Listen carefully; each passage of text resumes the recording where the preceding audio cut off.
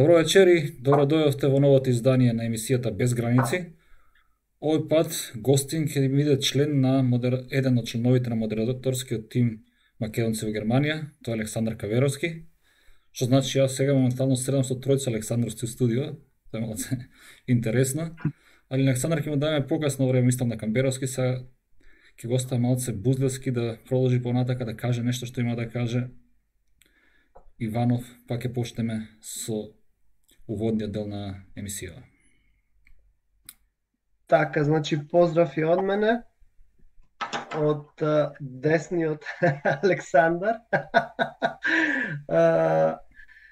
Поздрав до сите гледачи, благодарност за интересот на предходните емисии од нашиот подкаст. Полека веќе добиваме и во инбокс пофални зборови. Да повториме дека може да не следите, значи, пред се на нашиот YouTube канал, може да не следите на нашата група на Facebook Македонци во Германија, на нашиот портал makedonci-во-германија.com, на Instagram и така натаму. Значи присутни сме, се трудиме да бидеме горе-долу на сите социјални мрежи и се надеваме во иднина на подобар интерес и малку фидбек од пред се од нашите членови на групата, а и зошто да не од некои нови гледачи на емисијата. Александар?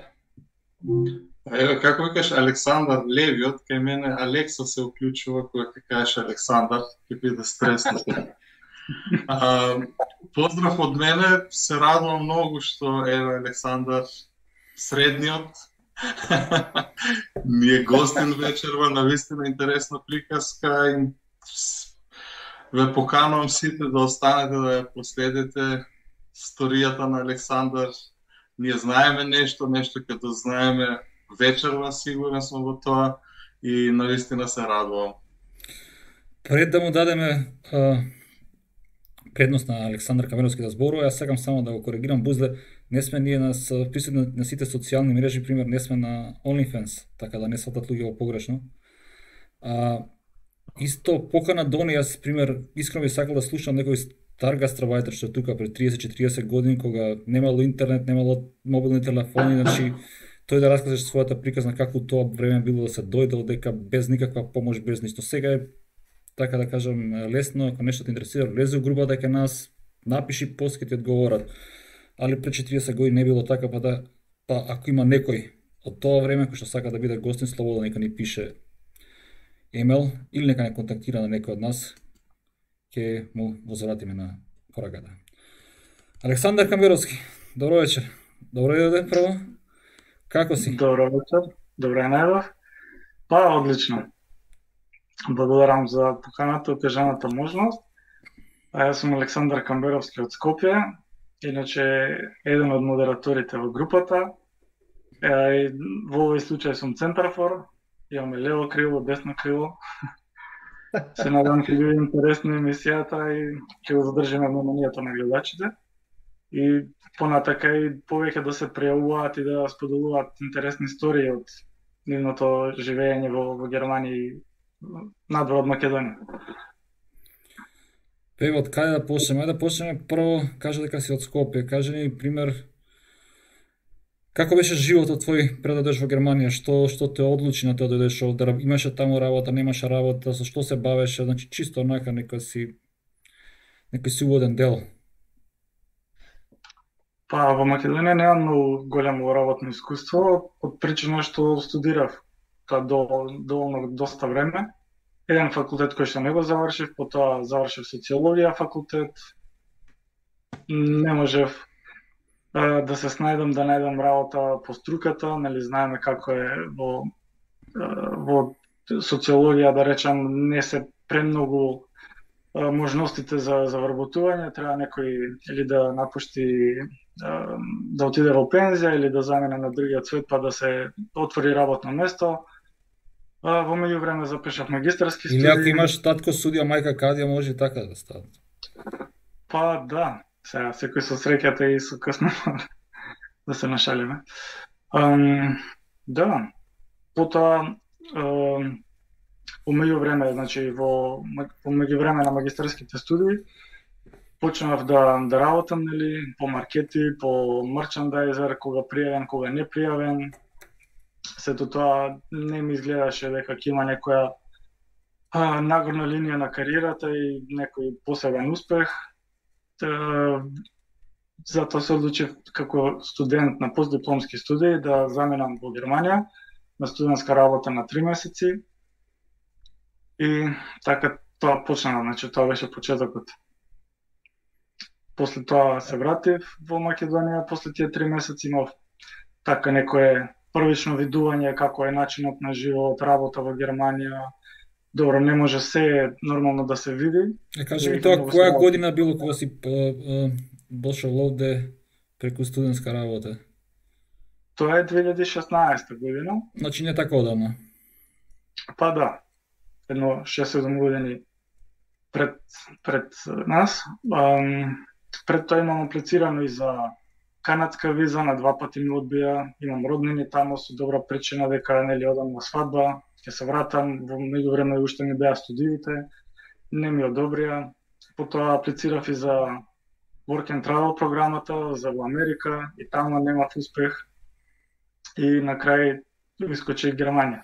Дали тоа значи дека Германија е она дај што даш, пошто еве си пробувал на други места и сега у Германија само, дали тоа значи дека Германија не ти била твоја прва опција?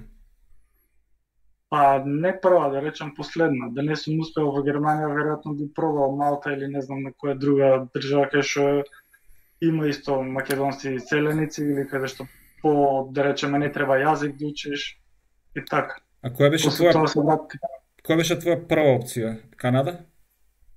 Па да, Канада. Значи може да кажеме дека тоа ти не ствара на жело за сега, или? Па да, ама ете, во иднина, како што сум вака по шетањето, би сакал да ги посетам роднините таму, живеат во Торонто, да изгледам една NBA надпревар. Тоа ми е вака од младоста една желба, се надам ќе се остварам. Добро, за тоа сега од Германија е многу полесно. Од тука не би требало да те одбијат за виза. Во секој случај. И со документација и со финансиски можности секако е полесно од тука. Така. Александар претходно спомна дека како студент си бил 3 месеци. Ние се знаеме одамна, знаеме дека претходно долго време беше во Минхен. Исто во Минхен или на друго место беше претходно како студент? Не, како студент бев во Линдау, тоа е едно малечко градче на Боденско езеро, Бодензе, што граничи со Австрија и со Швајцарија. Да, супер. Тоа беше 3 месеци као студент, така на Макдоналдс, ако се сеќам добро. Значи стандардна процедура. Идеш студент, Макдоналдс, гледаш Германија, ладно, не ладно. Да. Одговара, не одговара. И малку уживање покрај езеро, колонија бевме од 10-11 студенти таму.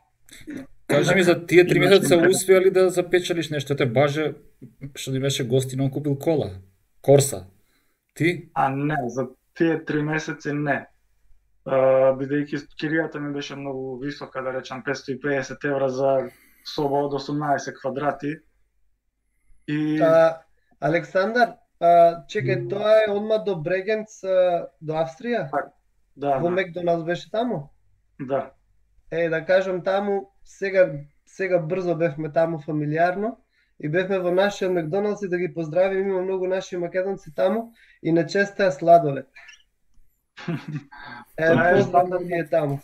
Стандардна процедура кога ќе дојде некој македонец или балканско говорно подрачје, нешто од куќата се дава, тоа е стандардно. Немојте сега вакви реклами, утре може еден ред луѓе да чекат сладолед у Брегенц или кај беше, у Линдау. Во Линдау е тоа. Многу убав град, инаку марината е на тоа, на островот. Да, преубаво мало. Па сега Александар, пари, штедење, езеро, плажа, не оди едно со друго, така? Не оди, Баварија е сепак туристичко место. Таа ти Супер. И како ти се допадна тие 3 месеци овдека? Тоа беше после причинава да се вратиш затоа што ти се допадна Германија системот или Па да, ми се допадна системот, видов нешто, нели, не сите работи нормално. Меѓутоа тоа што го видов, значи начин на однесување, култура, работа, некако ми се поклопија коцките да сакам да се вратам. Сега не успеав, нели, таму во тој дел, но сепак се вратив во Македонија, после тоа ги завршив магистарските, ја одбранив магистарската теза, после тоа се вратив повторно во Германија, но овој пат во Минхен, во еден огромен град, но голямо село, што би се рекло, и така, многу поразлично од Линдау, значи тотално различно, од гужва, од луѓе, од многу проток на луѓе и на се. А зошто баш Минхен?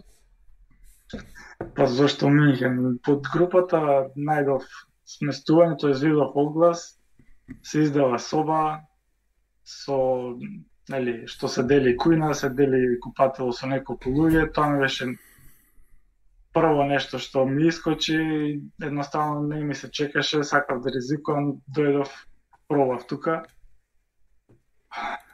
И така, после некое време, значи живеев со цимер, после тоа отидов во ВГ соба со исто повеќето балканци беа, македонка беше повозрасна, жена беше газдарица. Така, малце поразлично со различни карактери, знаеш, друго е чувството во ВГ соба, друго е кога си сам во соба или кога си со твоите во Македонија, тоа е малце поразлично.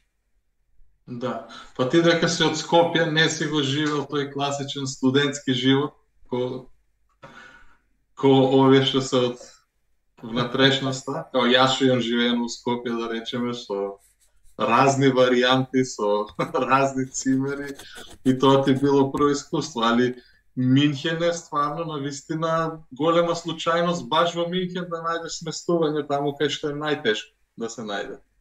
Па да, побрзо на лотарија човек ќе добие, отколку што ќе добие пристојно сместување со, нели, легално со адреса и сите тие работи во Минхен. На почетокот бев пријавен на едно место, а живеев таму кај што живеев. После тоа ми искочи среќа, можам да кажам, на добро место да имам соба посебна, тоа е еднособен стан, кај што ќе имам свој мир, кога сакам ќе легнам, кога сакам ќе станам, без разлика која смена работам, да се одморам како човек за, нели, понатака да можам да функционирам, да работам наредниот ден повторно. Така, значи сме разговарале на оваа тема. Пак да повториме дека Минхен е катастрофа во однос на сместување, така да нека не се чудат тие што прв пат слушаат за овој феномен. Значи на вистина Минхен и други градови како, не знам, Хамбург, Берлин, Франкфурт, мислам исто е така, и други поголеми градови. Значи еден од најголемите проблеми е сместување. Да, и тоа како што напомена Александар, пристојно, значи има навистина многу понуди за непристојни сместувања. Тоа што и ние сме го имале во групава, не сме го одобрувале нормално, но имало по четворица во соба, 4 соби, 16 луѓе во еден стан. Да. У Минхен. Сега, нека се замислат тие што никогаш не биле, не го осетиле тоа, како изгледа со 16 луѓе во еден стан. Но тоа е често одскочна дашка, како кај тебе, Александар. Ти имаше работа кога дојде или овдека бараше на лицето?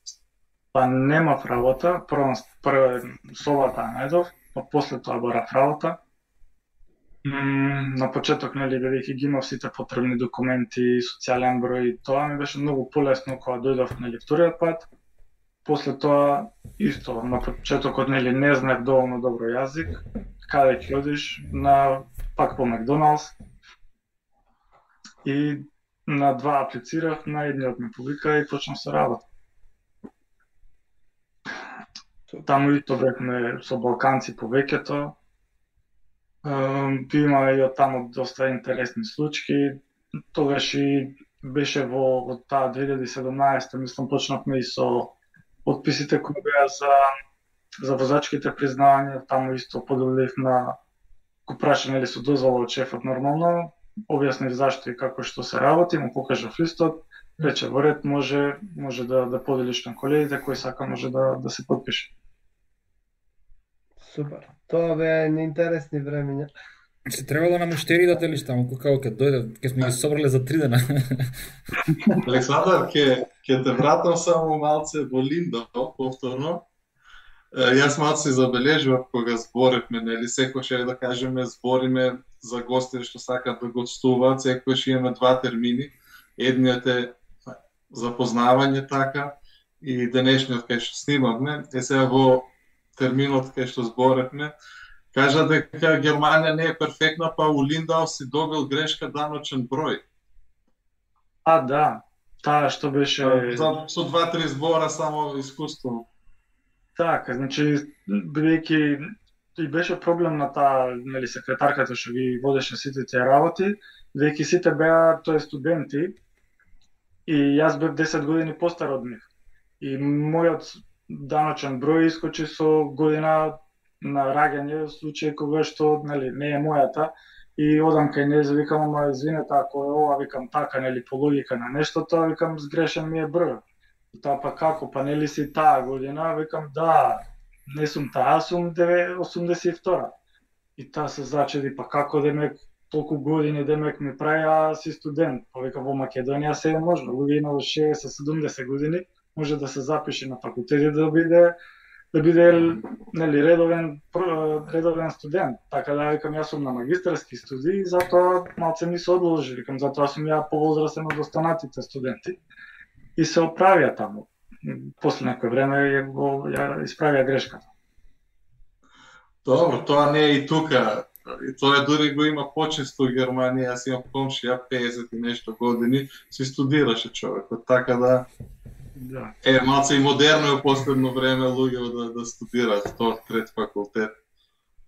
И така. Исто и веднекој после за пријава на адреса во Линдау, бидејќи е мало место, се не знам дали се соочиле со македонски пасош, со македонски студенти, ми дадоа лист, ми бараат да се сликам за Офентал. Викам, ама каков Офентал, јас им дојдем, покажам договор со се, значи од ЗАВ заверен, викам, еве вамо и вамо работам, Макдоналдс со се, викам, јас сум студент, мене не ми треба Офентал. Не, мора. Добро, после тоа он шета од една канцеларија на друга, прашува, ама дали е вака, дали е така, па на интернет, па сурфаат. Вика, не знам, ќе видиме шефот, иди дома, па ќе те известиме. И после стига известување дека не треба. Значи, Александар, за студентиве не треба виза, така тие 3 месеци? Не. Добиваш договор и работиш. Така. Добро. Да, значи тие 3 месеци што за македонски државјани значи безвизен режим, за студентите значи дека може и така малку да се искористат за студентска работа. Тоа е добро вака за сите студенти да го знаат како. Само да напоменам дека тоа не значи дека како студент ќе дојдеш тука и со договорот од Макдоналдс и директно ќе работиш, него таму си имал одредена папирологија што мора да се среди да се приложи за да работиш легално. Тоа е чисто онака како напомена. Така. Александар, колку време стануваш во Макдоналдс? Во Макдоналдс едно 6 месеци. После тоа исто уште еден оглас гледам во групата за ноќна работа, трета смена во хотел. Се пријавувам кај дечкото, екс-колега. Одам таму на интервју и ме примаат, се префрлувам во таа фирма. После таму имаше исто интересни работи, ноќна работа, после тоа мини-џоб, со многу малце спиење, 4 сати на ден во ВГ соба, кога доаѓаш од работа изморен со бајлето, не знаеш дали треба да спиеш, да некој му се пиело кафе, му се правило муавет со тебе, третиот зема правосмукалка да чисти, немаш време да се одмориш. Немаше некој што ме раклија за узо, као минатава емисија? Па немаше. Немаше така. Значи, со кафеджи си бил ти, не со узаджи. Така. Да, и добро, и како се после разви тоа ноќна смена, да кажеме, ноќна смена е секогаш подобро платена, така колку беше во твојот случај? 25%, 40%? Ако добро се сеќам, 25% беше платено, а неделата мислам дали 50 или 75%, не сум сигурен како беше. Одамна веќе неколку години. И тоа е за многу луѓе примамливо, затоа и сакат да работат ноќна смена, но е напорно. Јас сум работел 2 недели ноќна смена и навистина не знав кој ден е, која дата. Збунет бех. Сега можеби ако работиш на подолг период ќе се навикнеш, но за мене беше тоа. Да не имаш уште последици од таа ноќна смена, така изгледа. Шала. Уште се касно, да. Тоа да, последици има. И Александар, дефинитивно колку остана во тој Макдоналдс да работиш вече, значи околу Па 5,5 или 6 месеци, така нешто беше. 5,5-6. Па добро, и 3 претходно, значи на кај година дена веќе ти се собрал. Па да. Стручен стаж од Макдоналдс. Имавме и таму интересна случка со шефот на Макдоналдс, значи само што почнав, немаше ни недела дена како што работев и се случи, нели, во исто време доаѓаме уште тројца македонци, значи, што работелни па миниџоп таму во Макдоналдсот. И беше од XU простори шефот и така малце саркастично се насмејува, вика, хајде ги бугарите стигна на смена, ајде сега ќе работиме, давај. И добро, само ги погледнав и него и колеги, никој ништо не реагира, знаеш, викам, ајде нов сум, да видам како што се случува. Правам после на само нели муавет со нив еден на еден и викам, абе, што се случува, викам, вака постојано ли, знаеш, малце насмеана шала, ама викам, не го изгледа. Па вика, бе, да, остај го, знаеш, навидни глава, сега работи, нов си дојден тука, бе, викам, дама, знаеш, викам, ја би се побунил, викам, ама ти, викам, немаш да изгубиш, ти си на миниџоп, викам, ќе си отидеш дали тука или друг Макдоналдс, никому ништо. Не, остај, вика, таа навидни глава, идеме работи сега, за работа, за пари сме дојдени. Викам, се тоа, ама не мора да не омаловажи. И викам, добро, ајде, уште еднаш ако се случи, викам, ќе подразмислам малце. И пак после некое време, пак така се погоди, се поклопи распоредот, доаѓаме сега тројца македонци нели на смена. И ете ти го пак доаѓа шефот, вика, еве ги пак бугарите на смена дојда, сега ќе има работа. И викам, извини шефе, не знам за другите, не можам да зборам. Јас викам, сум македонец, викам и се осеќам како таков, за другите не можам да кажам. И она, ма како, па сега нели на пасош, на ова, на тоа, по еден, викам, не знам, ама нели, си имаме и може некој има и 2 пасоши, викам, после 5-6 години, викам, или 8 сега како што е, нели, со сегашниот закон, ќе добиеме, викам, и германски пасош. Дали тоа значи по автоматизам дека ќе бидеме ние германци, викам, така ли на улица ќе не гледаат луѓето или другите германци. И малце се зачуди, така се замисли, викам, после 10 години, викам, од животот може ќе ме натера кариера или било што да отидам во Америка. После тоа ќе добиам америчко, викам, државенство, што ќе сум на крајот на животот. Викам, јас сум се родил како македонец, на крајот на животот пак како македонец ќе си умрам и тоа е тоа. И така се замисли, вика, па да, знаеш, вика, има право, има, држи ова, многу ти држи муавето. И од тогаш никој пат ни на мене, ја бар не слушнав да ни се обрати така, да ни со омаловажување. Секој пат здраво, после тоа со име ни се обраќаше како си, што си, како си денеска и така. Добро, тоа е друга тема, широка тема. Јас треба да се има, сега за жал секој го нема тоа, ти си го имал и тоа е тоа. Добра порака за секој. Така, значи без навреда, значи на навреда не мора да се врати со навреда, може со културен убав начин да се објасни зошто и како и да се проба да се изменаџира целата работа. На крај се пак убаво успешно искочи.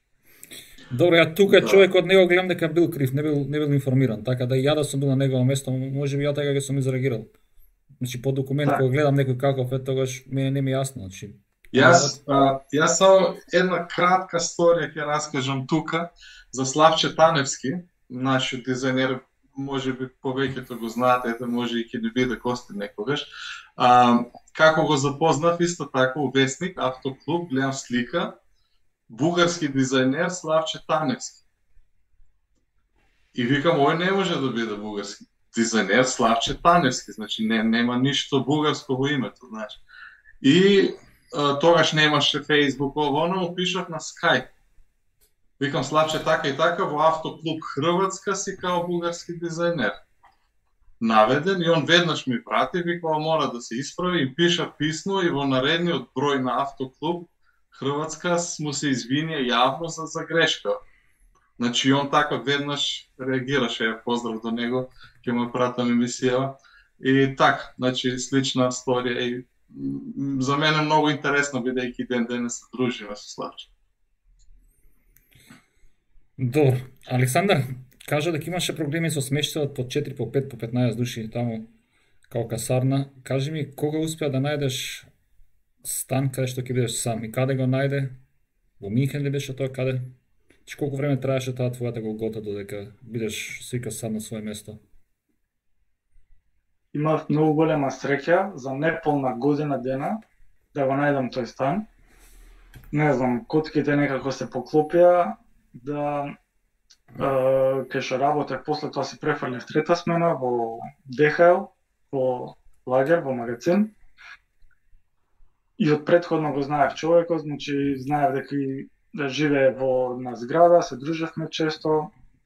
Тој ми кажа дека нели живее во зграда, во стан од Каритас, која што е невладина организација, која што се бави, нели, има своји станови, има кујни, има социјални дејности, да речеме, за луѓе со мигрантско потекло, има од повеќе јазични структури вработени внатре, може да помогна, значи, на жени самохрани мајки, на старски домови имаат и така, социјални дејности. Ама имаат и по некоја случајност, значи има некои станови кои ќе останат празни, ги даваат и на луѓе што не работат за Каритас. Таков беше и мојот случај. Нели ми кажа кај треба да ги поднесам документите, со малце упорност, значи одење прв пат отидов тамо, тој ме гледа на шалтерни информации, ме гледа бледо, вика, ние немаме станови. Знаеш, нашата организација немаме станови. Викам, добро, ајде, малце се разочарал, викам, знаев дека не е точно тоа што ми го кажува, ама викам, не може, што да му кажам, тоа е. Ништо пак во разговор со луѓето, со комшиите тогашни, викам, а не, та лаже, вика, оди имаат. Одење пак со сите веќе спремни документи, во рака ги носам се, и нели пак му кажувам, нели каква е ситуација, живам со повеќе луѓе, немам адреси, малце нели измислување, да речам, спијам вамо, спијам тамо кај колеги, па не можам, па им сметам и сето тоа. Ми вика, па да, сега ми кажува, да, имаме ние станови, ама тие се само за луѓе што се вработени во Каритас, не ги даваме, немаме станови за некои што се надвор, нели, што не работат во Каритас. И добро, пак им кажам, нели, на луѓето, вика, не, че мора да си упорен и да одиш уште еднаш. И ништо, одење тамо, најдов имейл од таа што е главната, пишав имейл, отидов по трет пат и само му кажав на тој, веќе гледам дека ме лаже, почнам да многу повише да лажам, викам, така и така, немам термин со таа главната, само да ги оставам документиве, таа ми рече дека, нели, само да ги оставам и понатака ќе следи процедурата. И он така истиот човек беше, само ме гледа, не знам дали ме памтеш или не, ги зема документите. После тоа уште еден имейл и пишав на одговорната господја. И така, после 3-4 месеци дури заборев, пошто аплицирав на разни огласи, по Facebook групи, по eBay, Kleinanzeigen, по сите тие можни начини. После некои 4 месеци, одам на каралата трета смена, гледам имейл порака, пуштено, а веќе имам разговор со таа особа, нели ми објаснува за стан, имам за тебе стан, да дојдеш да го видиш. и му кажам на тогашниот колега, викам така и така, да частиш, готово, супер, со среќа твое стана, викам човек, ја дури не видам клучеви во рака, договор да подпишам, викам се ето убаво ти што кажеш, ама не знам, нели, знаеме кога ќе одиш на интервју, да речеме, има 50 луѓе најмалце, а во Минхен и повише, што чека, значи не можеш ти да дојдеш на термин да го посетиш, да го видиш станот, а веќе женава ми дава термин за стан, викам малце е чудно, не. И ништо, бев единствениот тамо што бев на терминот, го видов станот, ми се допадна, значи само што беше реновиран, немаше ништо, значи ни сијалица, само паркет, се изреновирано, се ново, вика дали ти се допаѓа, викам како не, дај кај да подпишам и тоа беше тоа. Значи упорен си бил и еве си сменил колку кажа 2-3 работи, а значи било многу полесно да најдеш работа отколку стан. Па Тоа да, е класика вака за тие региони као Минхен што Кажи ми само, тоа беше прав стан или беше соба и пол, колку квадрата, цената која мислам ако ти е закажување, ако можеш да го споделиш со нас. Мислам, ние го знаеме тоа, него дали јавно ќе го споделиш, чисто онака него компарација се да, направи. таа соба беше 22 квадрати, значи соба посебно, во ходникот фактички е малечка кујна, 1 метро, ако може да се рачуна за кујна, имаш нели плюс место за фрижидер да се стави едно како посебно и посебно купател. Тоа беше се. Добро, која беше цената? Цената беше, стартот со 435 евра, ако не се лажам, баш сега денови го откажував станот, го предавав и така уште ми е свежа и цена и се. Значи, 435 со парно платено, со топол или како? Со парно платено струја екстра. Струја посебно требаше да платиш. Струја интернет се екстра, али добро, значи топ. сега, толку не е баш толку ако него му било парното таму и гасот, али замисли се ако му бил бољерот на струја, па тоа ти е плюс трошок, не е унемен костен фактички. Па добро, сигурно во 500 евра можело да се заокружи, така? Да. Што е многу у секој случај тоа е ко лото и бинго у исто време да се паднат за Минхен. Според тебе во тоа време таа цена беше ефтина, нормална, скапа или како? Па за Минхен за услови, да речеме, плаќав, ако добро се сеќам, 400 евра за соба. Сега остај тие соби со 16 кревети, тој ти има секадеш по 350-400 евра и ги дават на работници монтери кои што пример еве немаат како што него чисто онака дека по Франкфурт ги имаш и Офенбах од не они не плаќаат по соба, ни плаќаат од кревет теоретски, значи 350 евра, 400 од кревет и заедничка куќа, него чисто онака за посебен стан ако видиш или така како ти што одвоено или одвоено живееш, не живееш со никој друг. Беше ефтино, скапо, пошто 18 квадрата 430 евра мене ми е скапо сега. Па за Минхен, да речеме нормална цена, бидејќи соба е толку без пријава. Сад да речеме пријава, нели, кој како се снаоѓа по хотели, хостели и така натаму. Ама да речем, таа мене ми беше од, не знам, 8 луѓе колку што бевме, па после тоа едно време, еден месец бев само со еден човек.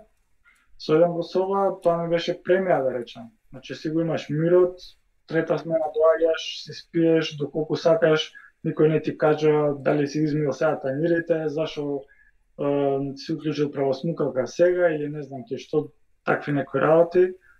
Фрижидер имаш посебно само за тебе, што сакаш, кај сакаш ќе си купиш, што сакаш ќе си ставиш во него. Така да за Минхен ми беше многу добро. Само ова да го дополнам Бобан, значи ја има таа варијанта од кревет, ја има на варијантава која најчесто да кажеме студенти или почетници во работа на ВГ, Wohngemeinschaft, значи заедничко живење, кај што имаш соба. Значи има 3 соби, тројца луѓе секој си има соба, имаат заедничка некогаш дневна, кујна, и тоа е, например, добра варијанта за нови луѓе што идат тука поради јазик, дружење и така натаму. Али ВГ е сосема различно од она ние што го збориме и по да кажем и по цена и по услови комплетно, значи тоа ти исто кога да живееш ти у трособен стан една соба твоја, не да живееш со 4 души и пак во ВГ има и хигиена и све, значи не е како Оно што јас објаснува веќе Александар. затоа викам за луѓе што идат нови тука и помлади луѓе особено што сакаат и да се интегрираат ВГ варијантава кога барат стан, значи вон Германча, би ја препорачам, затоа што си имаш соба со други луѓе, тренираш јазик, најчесто да кажем има многу германци што живеат така, можеш јазик да тренираш, имаш друштво веднаш и така натаму. Тоа сакам да кажам. Да, тоа е во ред. Добро, ајде дека ќе направиме на кратка пауза, па ќе се вратиме за брзо.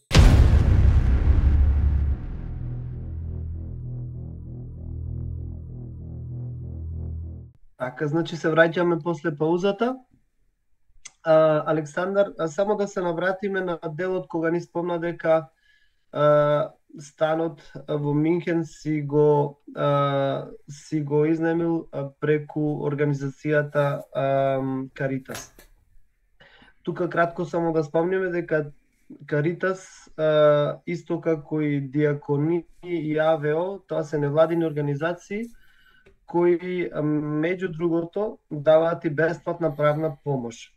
Посебно за новодојдени во Германија, што е многу битно значи од било која бранша, значи одговараат на секакви прашања, имаат стручни лица за тоа, даваат значи доста квалитетна правна помош, посебно од аспект на миграциско право или социјални бенефици кои може да се добијат или за новороденчиња, било кои бенефици согласно закон можат да ти ги предочат конкретно во Каритас. Ние сме биле на почетокот 2-3 пати така да. И знам многу пријатели кои што биле исто така се задоволни од односот. Исто што е битно дека не треба како во Македонија да имаш некој познат. Значи, буквално секој може да се закажи културно термин и да си појди на советодавен термин. Александар Камберовски, нашиот центарфор вечера, ти освен станот си користел некои услуги од Каритас? Па не сум се обратил кај нив, дали од незнање, дали од немање потреба, сум немал контакт со нив за тој дел. Добро. Значи, ето добра е таа информација да се знае. А во иднина кој знае, може ќе имаме некој кој се разбере малце подобро од Каритас, па ќе начнеме темата малце подлаво.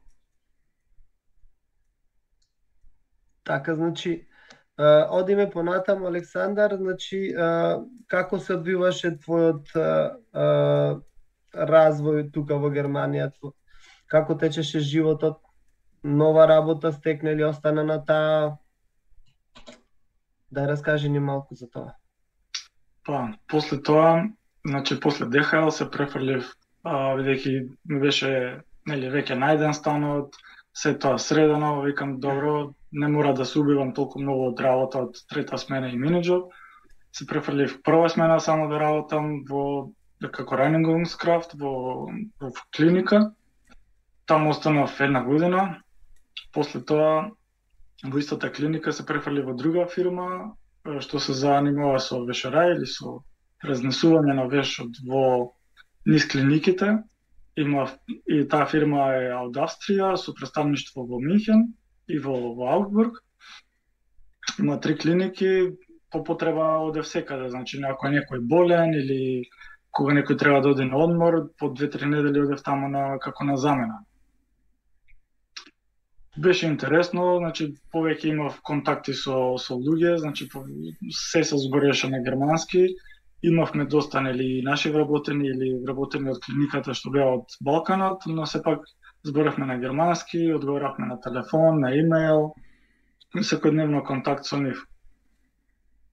Значи, Александра, ти освен, сега тоа не го кажавме, но еве сега можност, освен што си работил, си променил неколку работни места, значи си работеше паралелно на јазикот, затоа што не знаеше германски, така на почеток. Да, иако учев како во основна и во средна школа учев јазикот, но со тек на време тоа се заборава, не се користи ето тоа. Паралелно, значи, со работа која смени веќе прва смена, не ја откажав менеджерот, се фокусирав на изучување на германскиот јазик. Првен завршив B1, па потоа и B2. Во истото време ги пратив моите дипломи да ми се признаат, бидејќи нели секој човек сака да напредува, да си работи по струката, и ги пратив во Бон, во централата на признавање дипломите. Моите социологија и магистар за човечки ресурси спаѓаат во нерегулирани професии или на германски nicht reglementierte. За мене беше едноставна процедурата, само ги пратив документите, они ја споредија за 4 месеци, ми стигна нели целата документација назад, што ми ја пратив со признавање дека моите две струки, моите две дипломи се еквивалентни на германските, и понатака нели секој работодавец би одлучил дали мене или некој друг ќе го вработи. Кажи ми, ти стоеше онан H++ или како ти стоеше која проверуваше дипломата? H++ ми стоеше на двете. Така. Кои документи поточно ти беа потребни да ги доставиш само? Дали е доволно само индексот да го тоест дипломата само да доставиш, или бара индекси и такви работи? Па се бара, ама во копии. Значи оригиналите никако. Копии бидејќи од факултет, нели дипломата сакав да ја признам, копии од свидетелствата од прва до 4-та година, потоа копии од сите страни на индексот, значи секде кај што има печат, оценки или било што сите страници ископирани. Направив грешка што во Македонија тоа не го направив, не ги заверив со апостил печат, него тоа го правев тука во Германија кога бев, малку поскапо ме кошташе, но секоја грешка се плаќа. Значи потоа дипломите, уверенија, исто од магистарски студии, така заверени, првен преведени на германски, потоа заверени на нотар и пратени во централата во Бон. Александар, тие преводи ги правеше кај некој наш? Знаеме дека има многу македонци преведувачи или... Да, кај наш човек... Екс-Југославија. Кај наш човек, Јонче Заовски, мислам дека се презива дечкото, исто преку групата го најдов, доста често го препорачуваат. И така, успешно беше се, му ги пратив како слики само, тој ги преведе, ми ги врати преведени и така.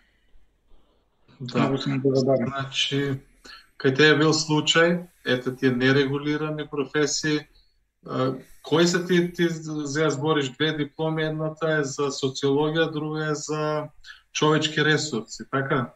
Така. Значи, тие двете се во тие нерегулирани, nicht reglementierte.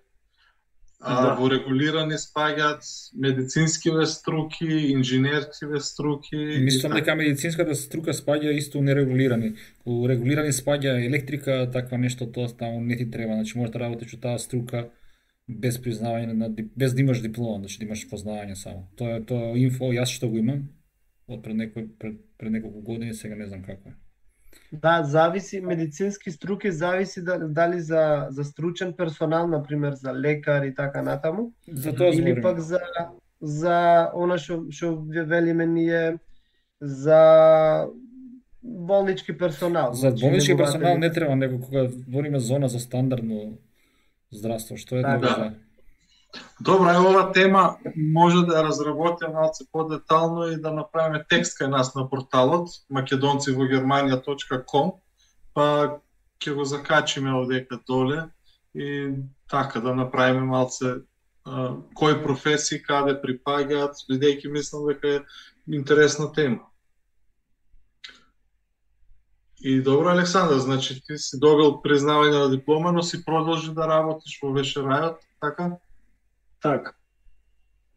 Таму останав... Добро, зошто не проба да најдеш нешто во струка, кога веќе имаш и призната диплома и јазикот го знаеш, зошто не проба нешто да работиш по струка, да најдеш некоја работа? Било што, би можело ко некој помошник прво, некој HR така или нешто.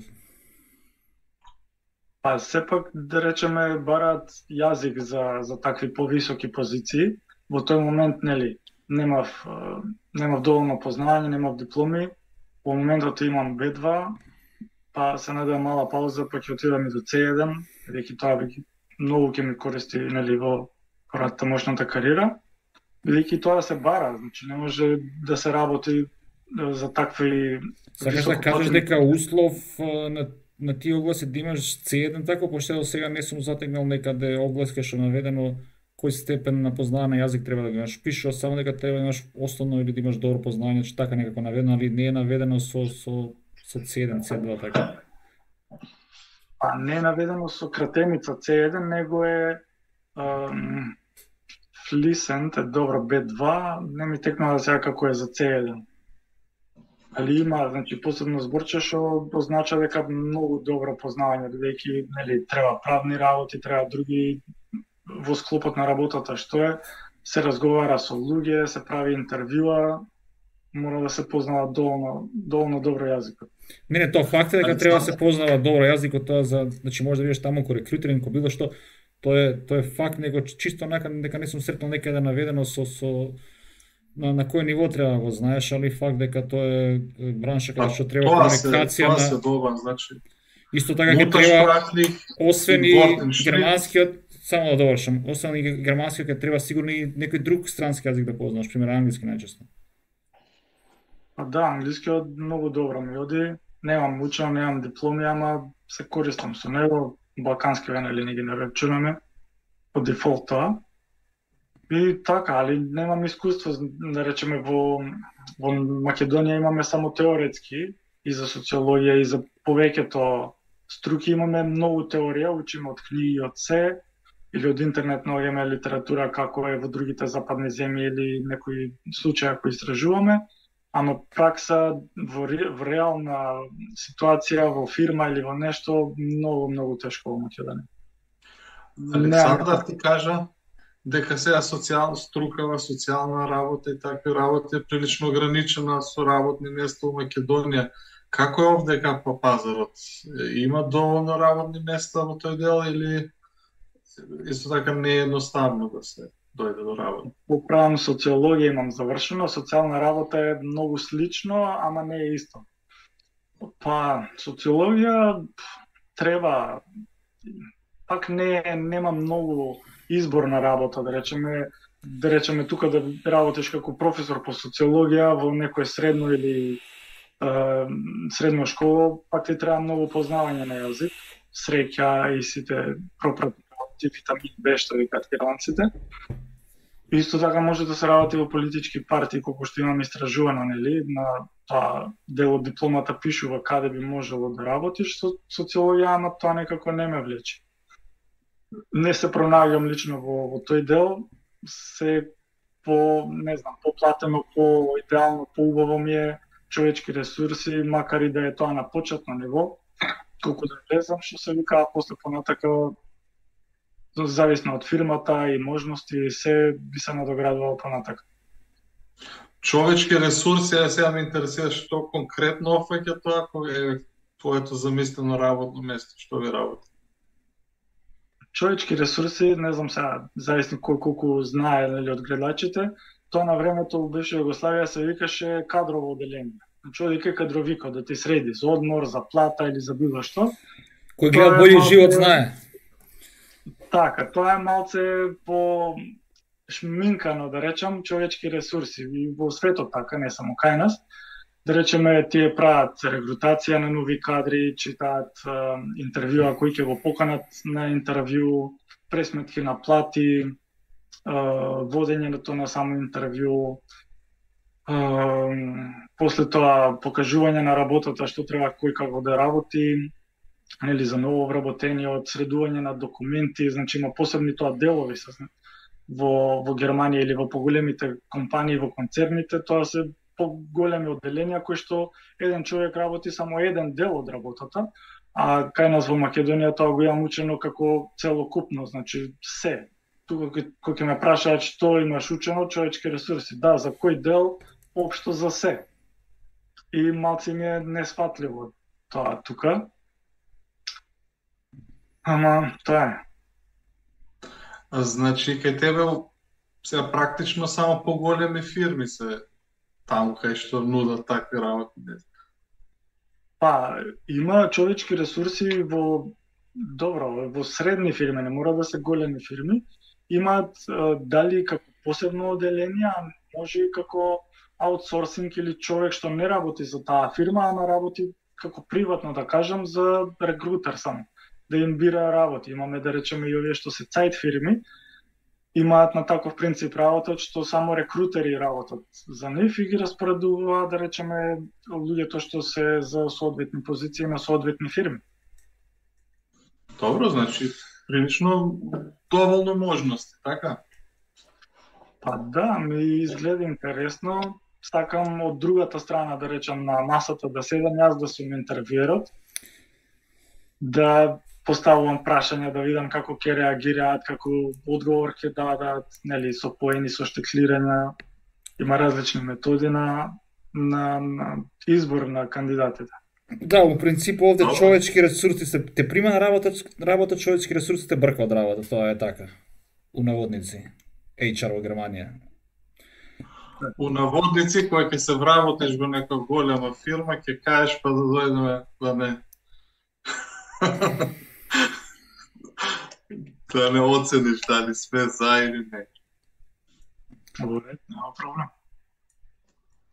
Обично такви одделенија имаат поголеми фирми, например, тука кај мене близко има Амазон, значи ти имаат HR со, не знам, со 2-30, може и појќе вработени. И таму исто со оглед на додека има доста странци, функционира токму она што го спомна и ти, Александар.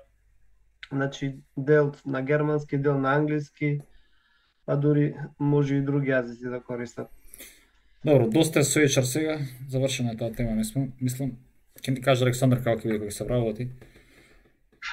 Продолжуваме понатака, значи со неговата сторија, до каде стигнавме?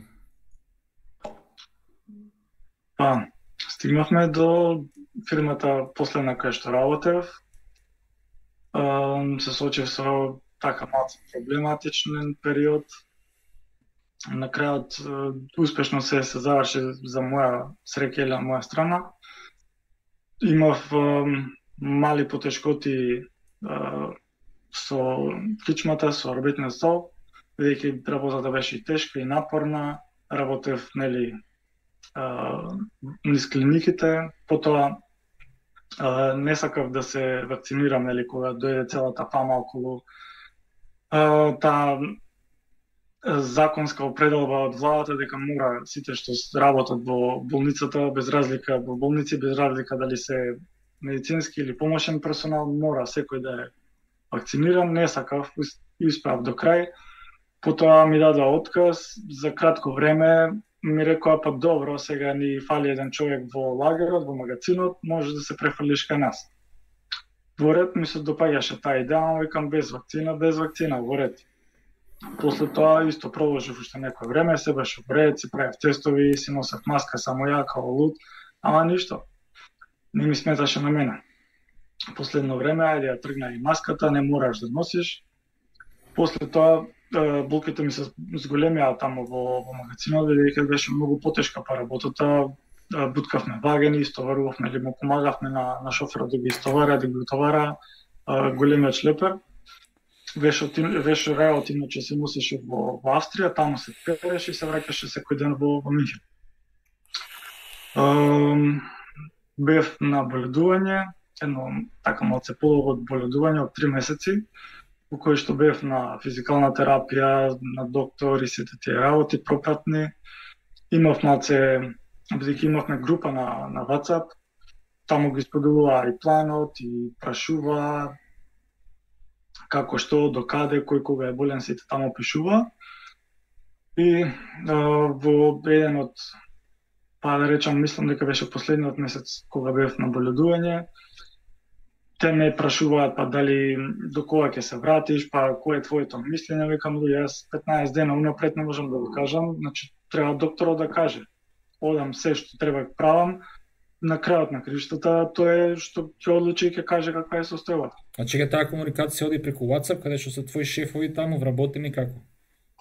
А да, во групна порака, а потоа и во посебни пораки, значи приватна порака исто на WhatsApp.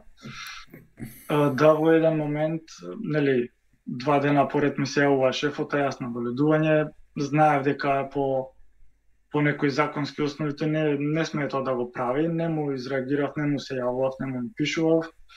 Да, во еден вторник беше, дојде звони на врата, мислам дека, не знам, нарачам, нели, од Амазон работи, мислам дека е поштарот. Кога гледам на скали доаѓа шефот на скали, па тука си, па жив си, па здрав си, во меѓувреме се случило некоја несакани инцидент, човек добива срцев удар на работа, за среќа останува жив со 4 стента и се тие работи, и вика, па ние се загриживме за тебе, да не се случило исто, ти знаеме дека живееш сам, нели, да не немаш кој да ти помогне и слично. Викам, вие можеби сте германци, ама ние балканците или овдека што живееме оваа зграда, викам, малце поинаку се однесуваме, си помагаме, се слушаме, се гледаме, така да фала ви на загриженоста, добар сум, жив, здрав. После тоа, тоест пред тоа имав исто на WhatsApp комуникација со еден од предпоставените. А добро, зашто комуницираш преку WhatsApp? Кога си болен си, едноставно нема комуникација со никого. Не знам, тоа го практикувам пример јас, кога овакво не враќам на никого, мислам на никого од работа, тие се приватно некој може би ќе вратам. Ама од работа едноставно нема што да пишам, дали што, како и ред други работи. Како колега дека ми едноставно ми треба мир или било што, или болен сум и тоа е тоа. А да, најте на нив. Понатака се може да се искористи против тебе. Нешто непромислено напишано таму може да се искористи против тебе, тоа е доказ. WhatsApp е веќе доказ, не е доказ да те снима некој без да знаеш тонско, ама WhatsApp пишано кај што ти потврдуваш. А мала грешка треба за нешто. Да. Па да, бепце сум за тоа. И во една од комуникациите, бидејќи нели ги праќам тие боледувањата преку WhatsApp, па потоа и преку пошта. И во една од, тоест на првото ми вика, па чекај, па зашто многу далеку било од Минхен докторот, па зашто таму си го одбрал, па нели имаш поблиску до тебе доктори, му викам за вие. Значи на почетокот им правев муавет, нели им враќав, бидејќи тако сме по природа, викам за вие, значи кога не ти е добро, одиш на првиот, вториот, третиот, нема термини, не те примаат без термини. Одиш во село некој кај што нели, без термини може да се пројде. И после тоа имаше уште една, од истиот човек, уште една комуникација, да се видиме, ако сакаш, после денек работа, да дошол во близина кај што живеам јас, да сме се виделе, не знам, да правиме муавет. Викам, се е тоа во ред, ќе се видиме, кога ќе поздравам, никаков проблем, ама сега ве молам оставете на работа, мирно. И толку не ми пиша после тоа ништо. Исто така беше, после тоа беше многу као малце увреден, зашто така сум пишал, ама викам јас ништо лошо не мислев со тоа.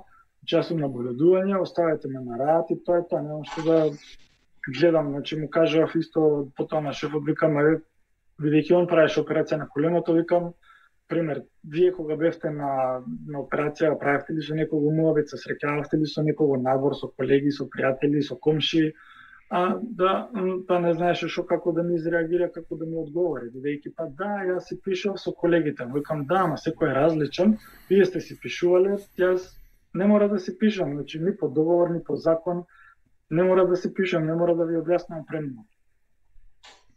И добро, после тоа, нели, состојбата ми се подобри, ми пишав да ме планираат на WhatsApp, ми пишав да ме планираат, дека од понеделник ќе дојдам на работа. Таа некоја многу сериозна фирма, че има официјална комуникација, иде преку WhatsApp, нема мейлови, нема ова, нема ништо. Не знам, мене така ми изгледа.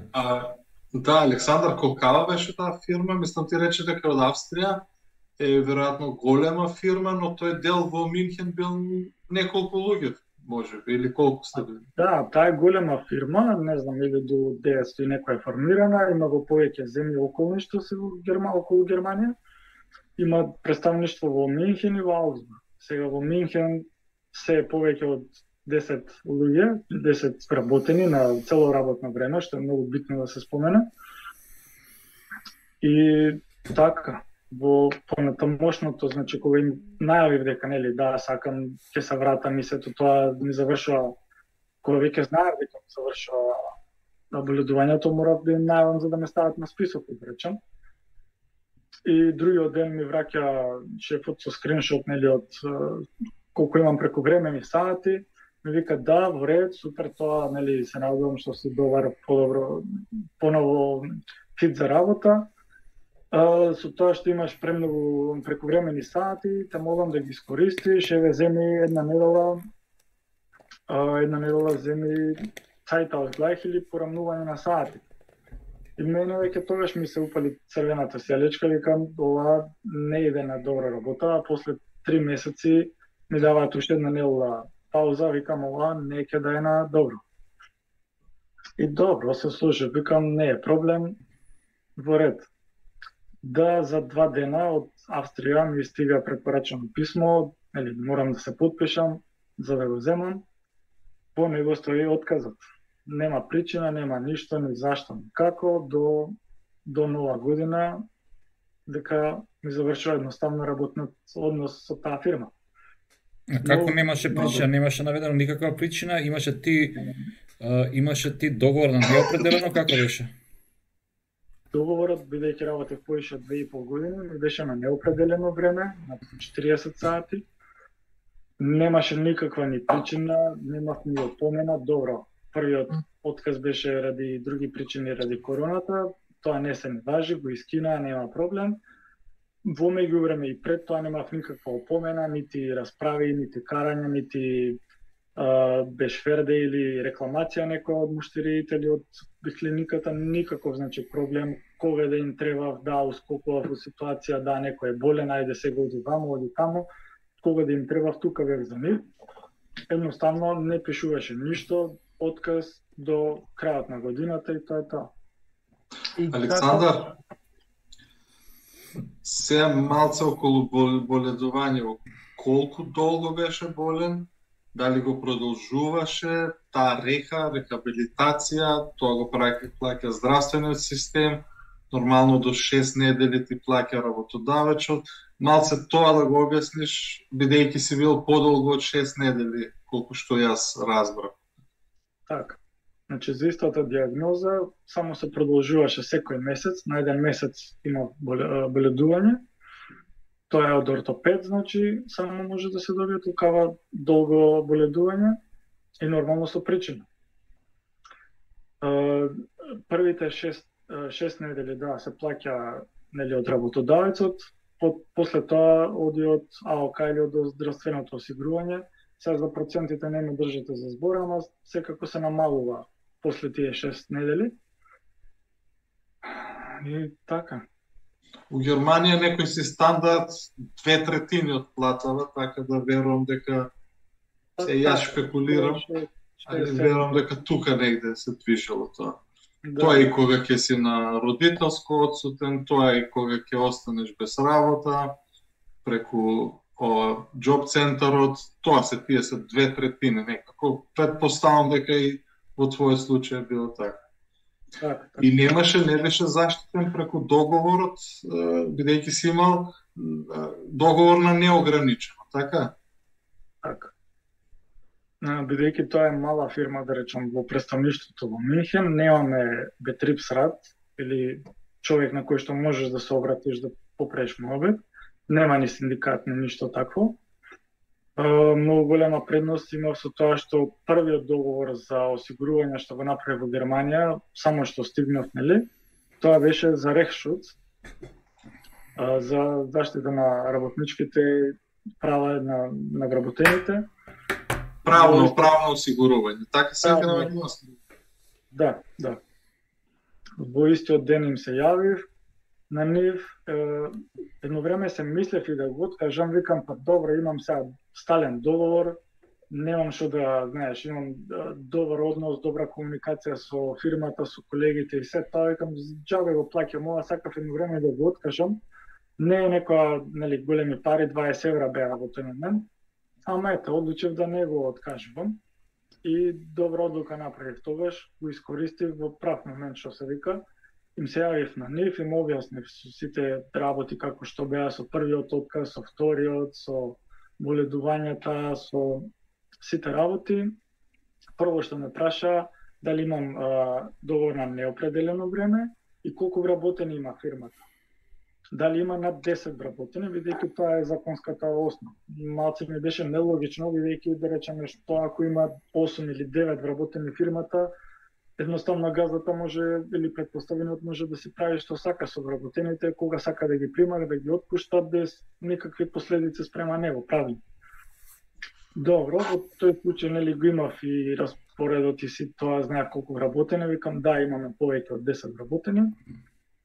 И така.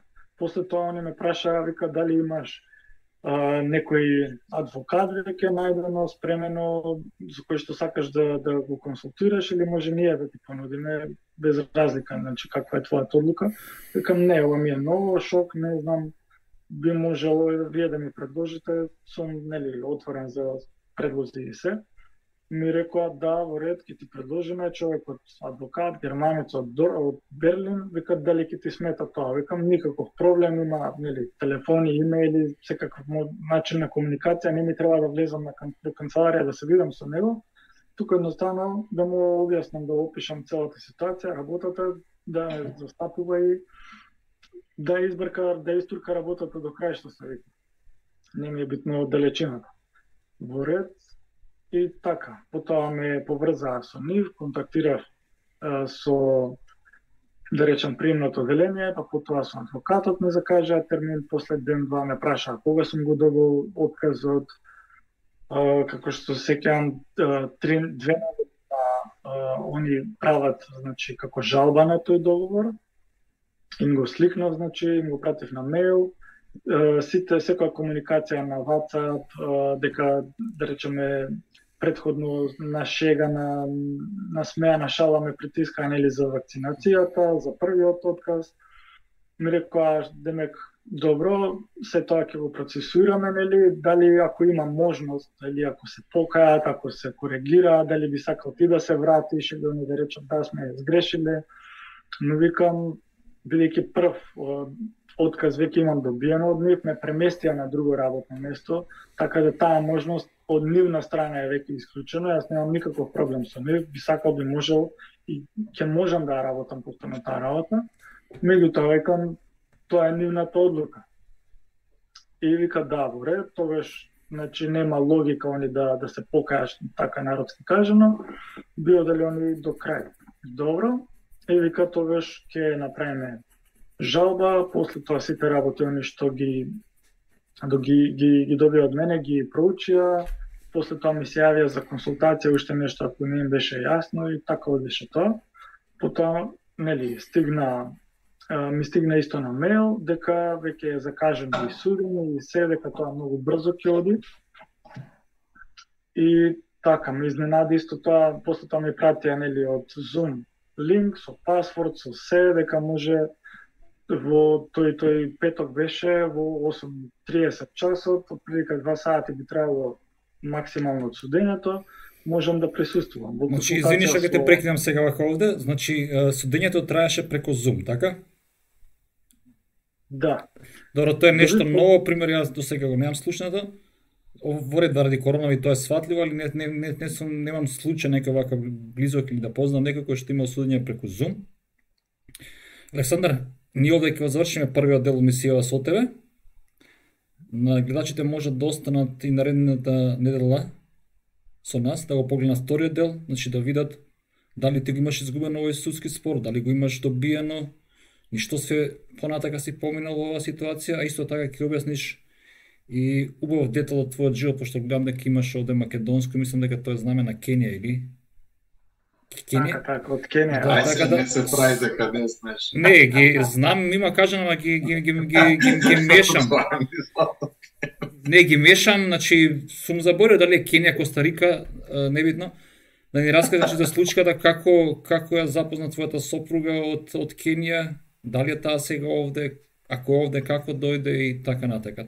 Така да тоа е интересна сторија каде што гледачите ќе можат да го погледат тоа наредната недела во истиот термин. До тогаш се гледаме и останете поздравени. Поздрав од мене и од сите нас овде.